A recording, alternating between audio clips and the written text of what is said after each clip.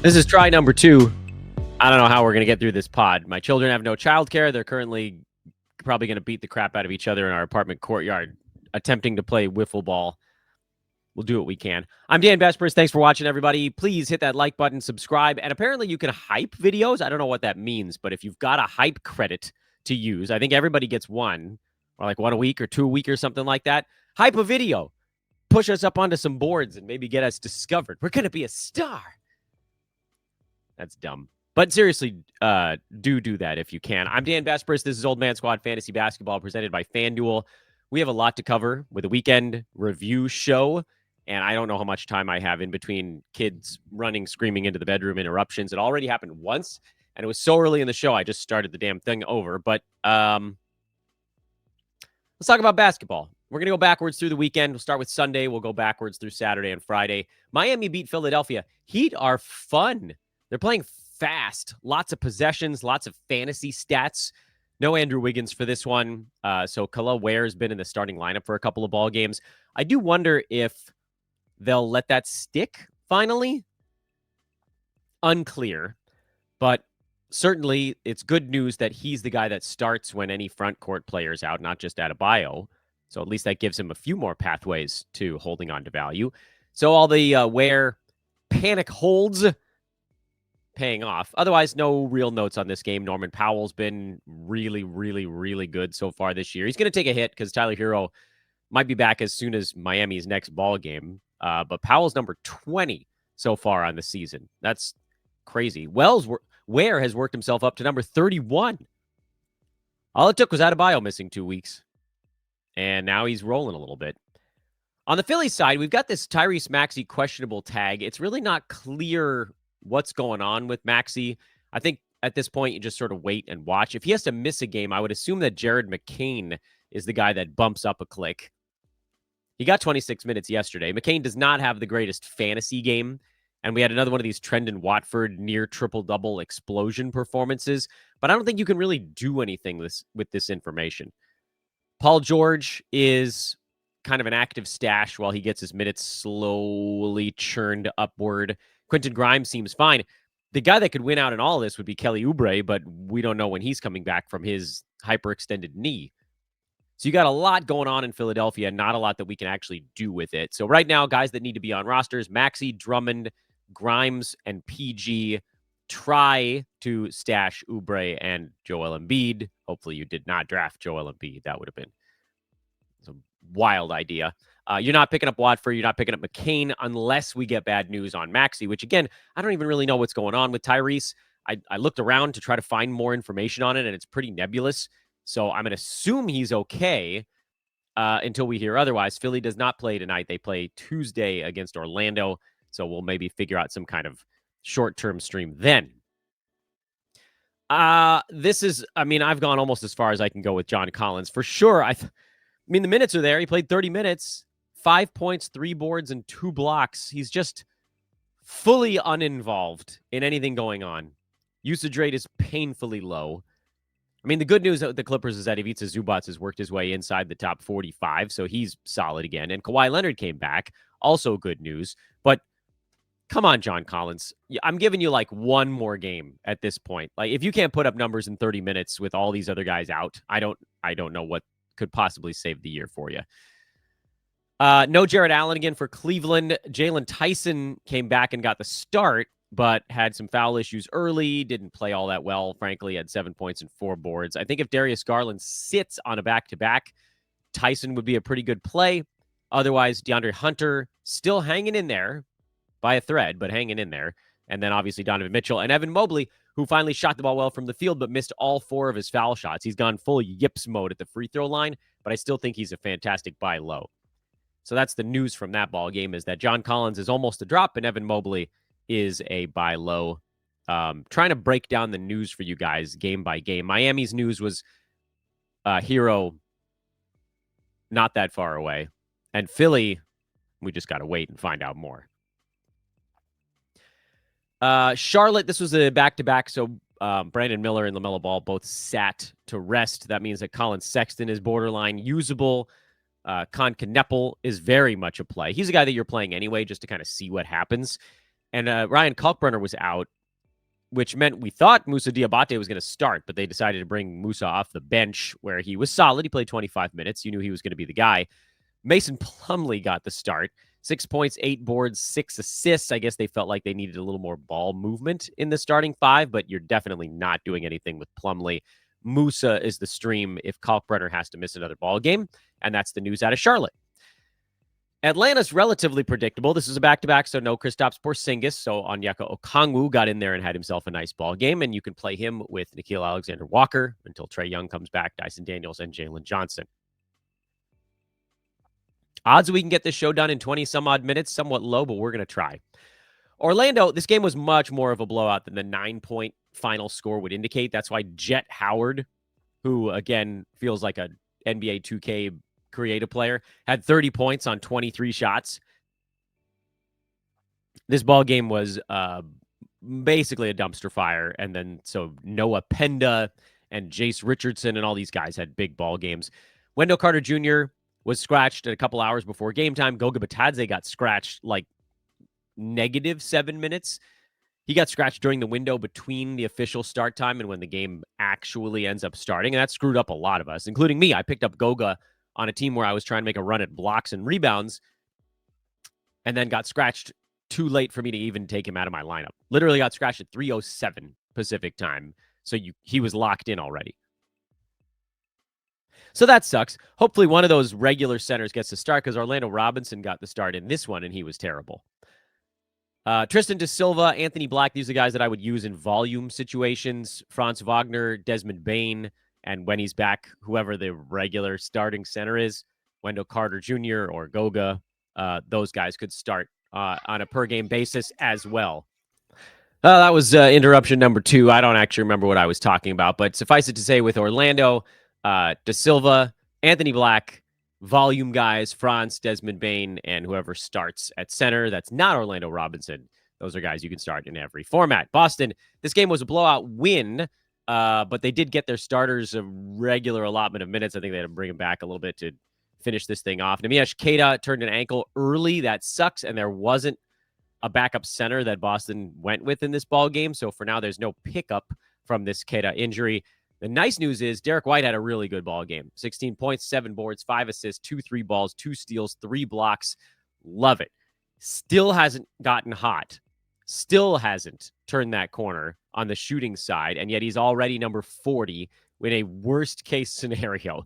This guy's going to be so good this year. Please, please do not give up on Derek White. Keep adding him to your rosters if you can. Also, Peyton Pritchard, clearly he's turned his corner. He's inside the top 90 on the year after a slow start. That's good news. Jaylen Brown doing pretty much what we expected, which is scoring a ton and having a couple of weird little holes in his fantasy game. There is no power forward that needs to be rostered on this Boston team. Anthony Simons hit a couple of buckets, but I don't care. Brooklyn, they've been competitive lately. Michael Porter Jr., good again. He's been really good this year. He's number 28, which is better than expected. I thought he'd be top 50 per game. You guys remember me talking about that with a lot of missed ball games, and that hasn't happened yet. Nick Claxton has also been very good so far this year. He was good again in this one.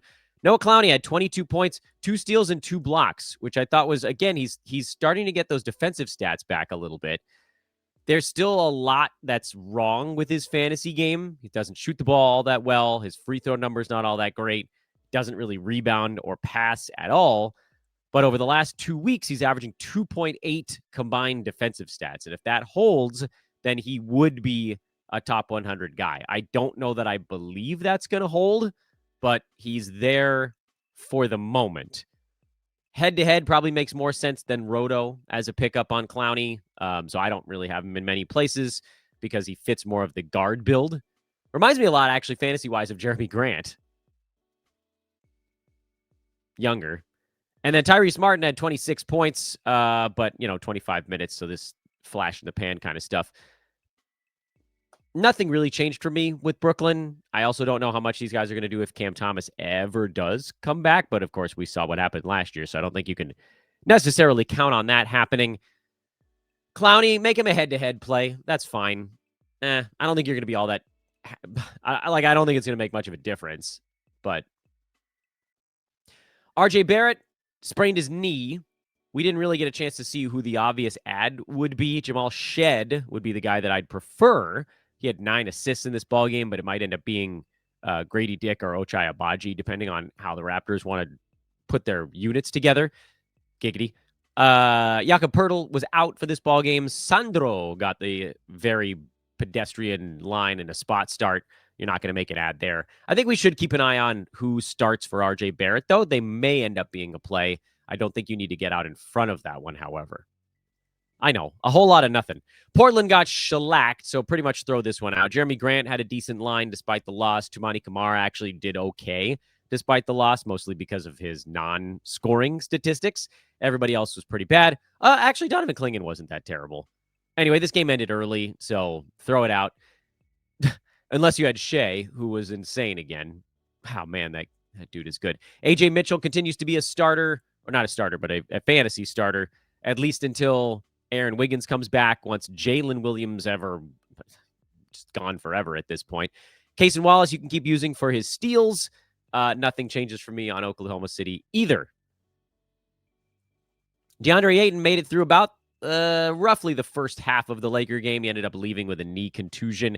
Jackson Hayes started the second half and wasn't very good, but if Jackson gets the start in the Lakers' next ball game, I would probably start him. They host the Clippers tomorrow in a game that the Clippers need, and the Lakers, I'm sure, are going to, want.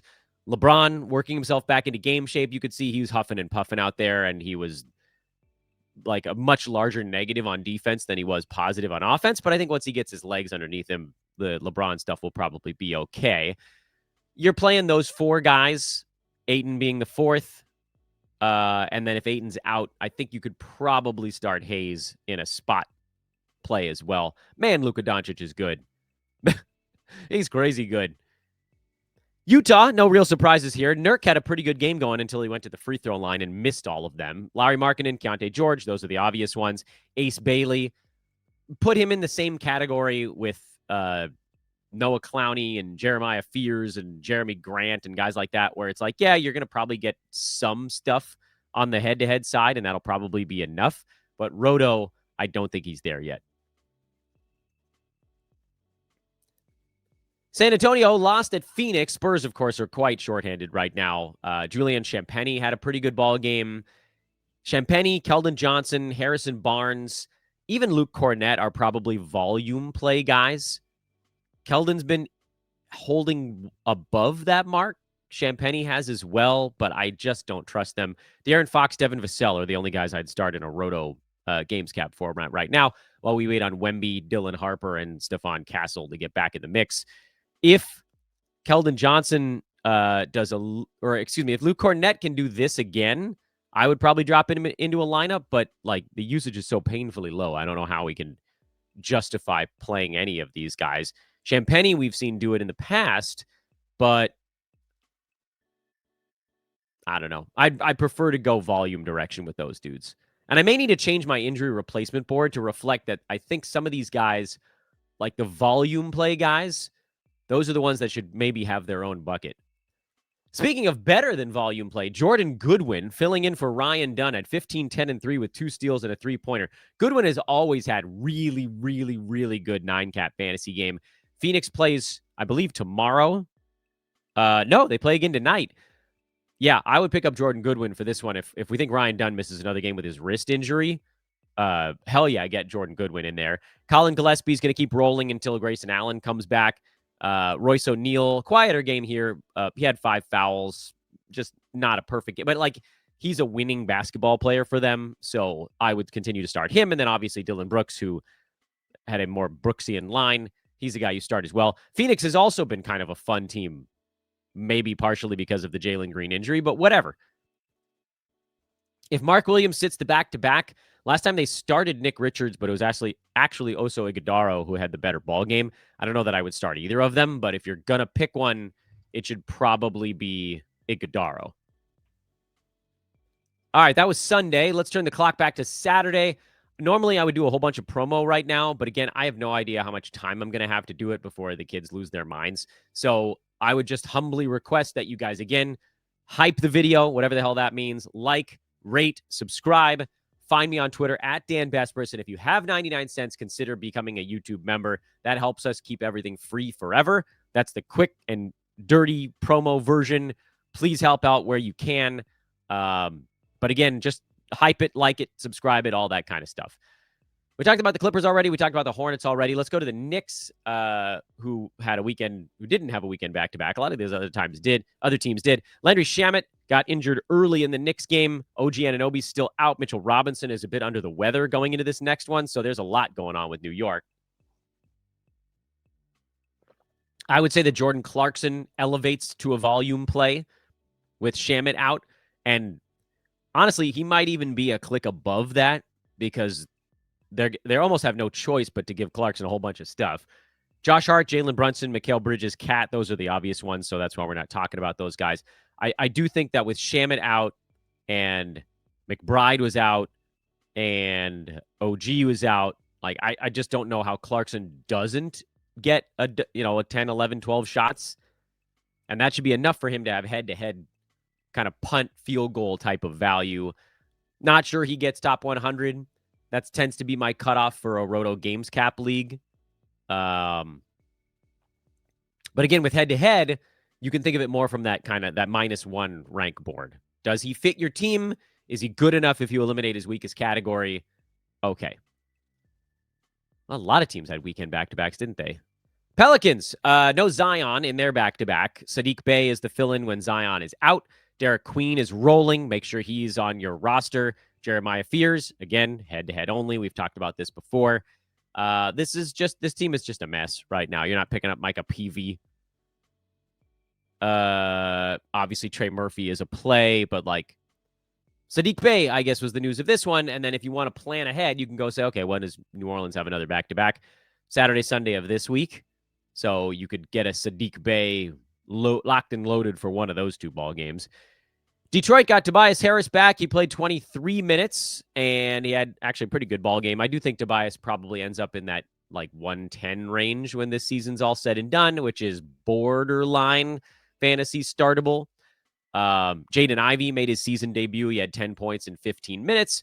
And unfortunately for poor Dennis Jenkins, the Pistons do finally now have enough guys back that he doesn't need to play anymore. So Jenkins, you can drop.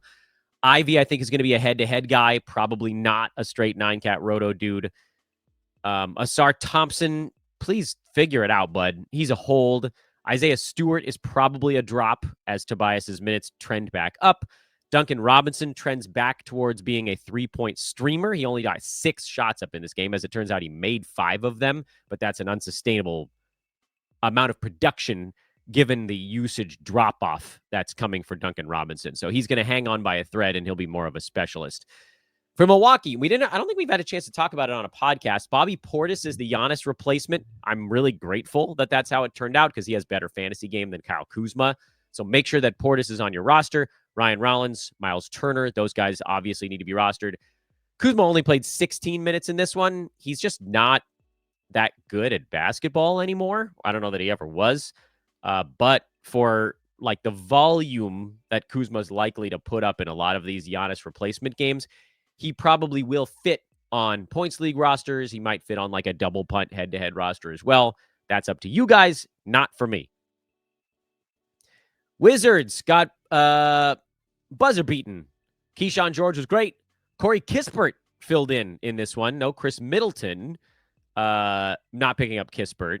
Not picking up Vucevic because Alex Sarr is the starter there. I'd love it if Cam Whitmore got more than 17 minutes. I love the 20 points and 7 boards, but again, that's not a sustainable number. So you look at this, you got to look at what's sustainable here.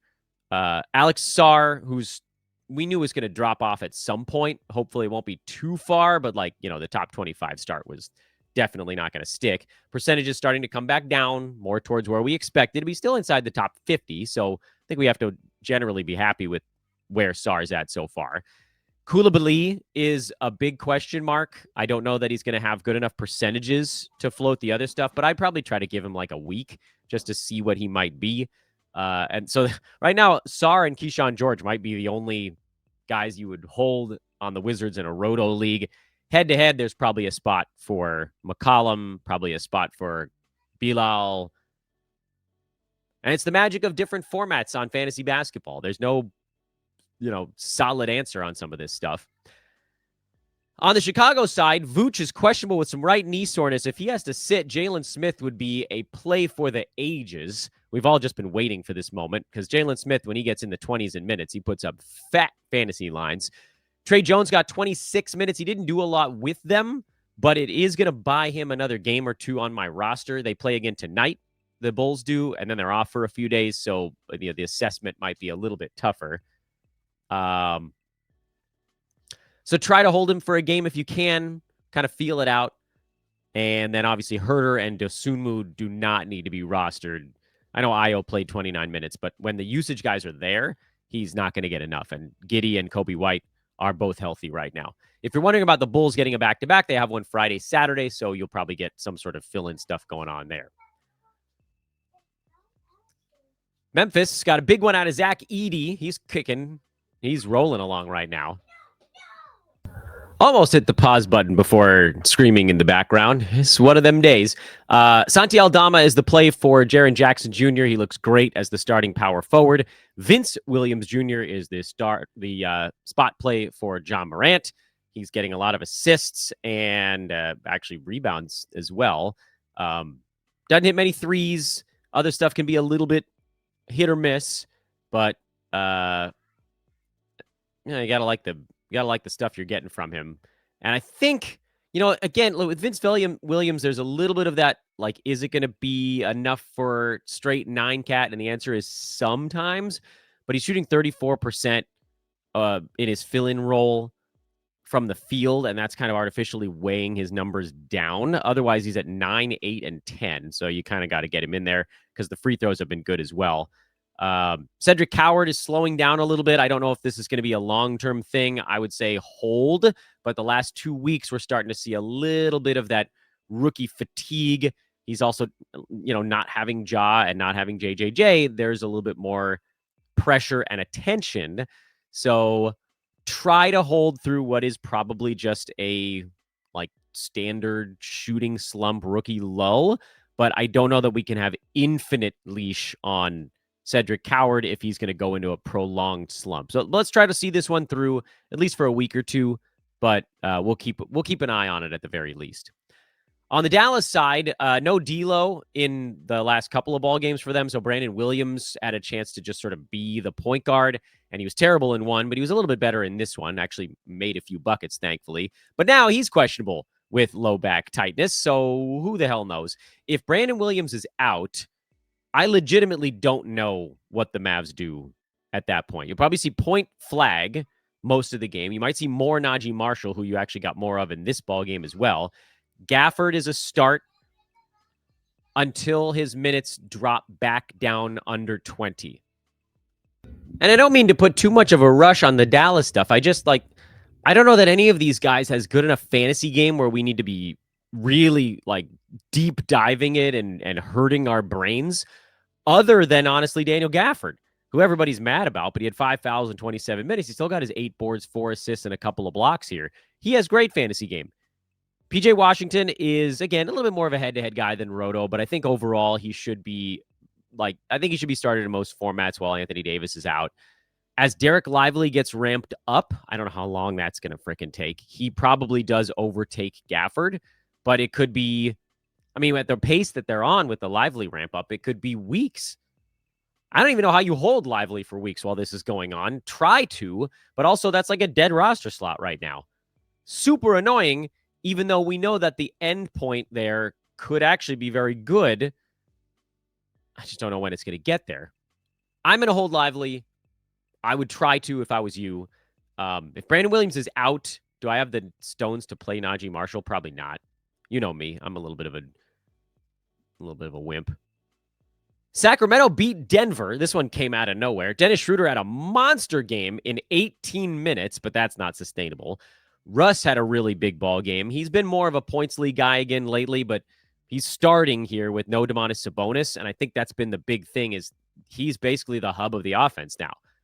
Without Sabonis to create, it's got to go to Westbrook in that starting 5, and so he's playable while Sabonis is out. Drew Eubanks, not really. Just not doing enough. Levine has settled back into where we thought he would be, which is startable, but not super exciting. DeMar DeRozan, same general story. The really cool news in this one, Keegan Murray. Just his second game of the season. He had 19 and 5, 3 threes, 2 steals, a block on good percentages. Listen, it's not going to be this good every time, but this is why I said Keegan Murray absolutely positively has to be rostered this year because they need him. He's going to be the guy that plays generally the most minutes on the team because he's basically the only guy out of Sabonis when healthy that can do enough to justify shortcomings. And for Keegan, his shortcoming is he's not much of a self-creator, but he's a hell of a shooter. He's an excellent defender. He's a solid rebounder. They need him out there. Look how much better they were with Keegan Murray. The bench was also very good in this one, so give credit to Schroeder and Malik Monk for landing a few haymakers. But starters actually kind of hung in there. So, yeah, make sure Keegan Murray's on rosters. Make sure that Russ is still rostered in, well, all formats while Sabonis is out, but points leagues once he comes back. But that's a few weeks now. Nikola Jokic just boat racing everyone in fantasy at this point. Like, it's not even a game. Jamal Murray was excellent again. But the big story with Denver is that Aaron Gordon is out for basically a month or more. They're saying 4 to 6 weeks. Christian Brown is out for 4 to 6 weeks. So Peyton Watson, Spencer Jones are in the starting lineup now. And Peyton Watson is playable.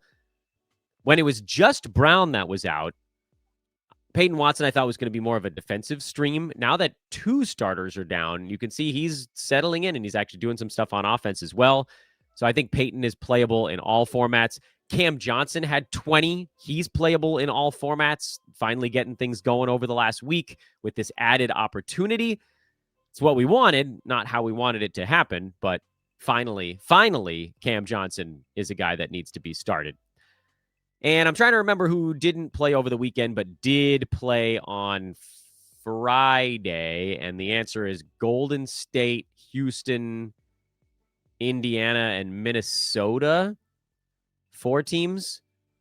All right, let's do those in that order. Where's Golden State? Way down here near the bottom. Got to scroll past all the great info from our friends over at BBM. Here is Golden State. Brandon Podziemski had 20.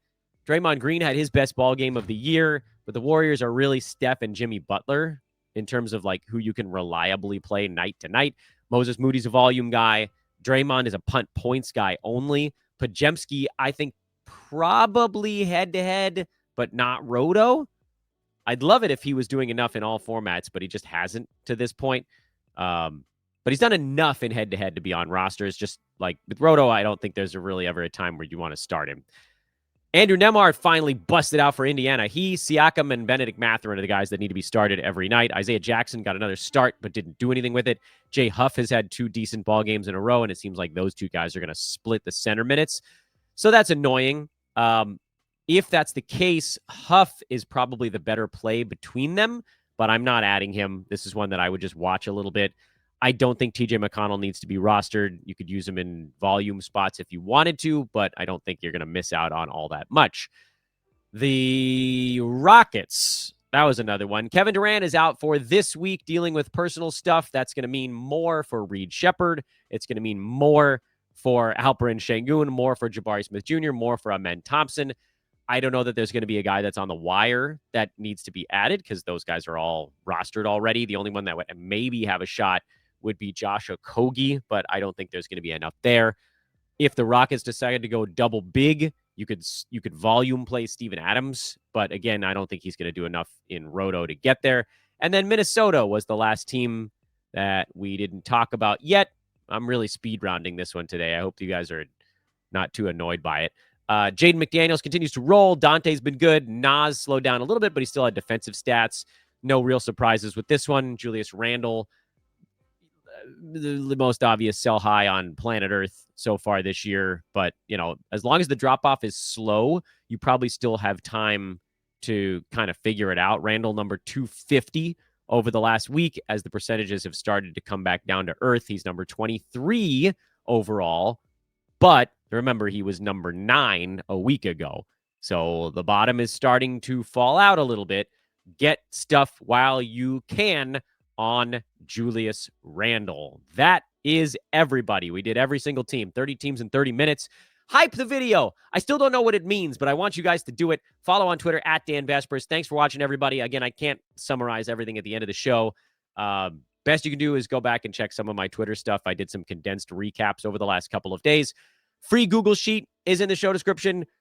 It's got the schedule grid. It's got the bubble boys. It's got the injury replacement guys. It's got the Twitter handle. It's got the Discord, all these things that I do completely for free. That's why I have these 99-cent Patreon and YouTube members, because if I can combine you guys to get about 500 of those, and we're damn near 300 right now, I can just do all this stuff for free forever. We're being serenaded. My outro music is my 5-year-old just hammering piano keys in the background right now. I'm Dan. That's it for today. It's our only show. We did the weekly preview show that aired first thing in the morning. The rest of this week will probably be one show a week because it's Thanksgiving. If I can get a buy low, sell high show done in there, I will do it. If I can get injury board show in there, I'll do it. I just can't promise anything because not only is there limited childcare, but I also have play-by-play going on this week as well. Thanks for watching, everybody. Hype it. I'll see you guys soon.